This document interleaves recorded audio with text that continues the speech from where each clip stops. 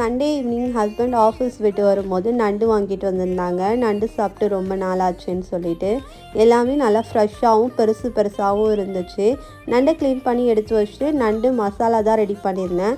அதுக்கான பொருள் எல்லாத்தையுமே கட் பண்ணி எடுத்துக்கிட்டேன்.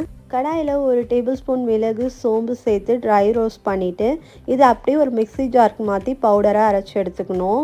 கடாயில் 3 டேபிள் ஸ்பூன் எண்ணெய் சேர்த்து எண்ணெய் சூடானதும் கட் பண்ணி வச்சுருக்க வெங்காயம், 2 பச்சை மிளகா, கருவேப்பிலை சேர்த்து வெங்காயம் கண்ணாடி பதம் வர வரைக்கும் வதக்கிக்கணும். வெங்காயம் கண்ணாடி பதம் வந்ததுக்கப்புறம் கட் பண்ணி வச்சுருக்க தக்காளி, தேவையான அளவு உப்பு சேர்த்து தக்காளி சாஃப்ட் ஆகிற வரைக்கும் வதக்கிக்கணும்.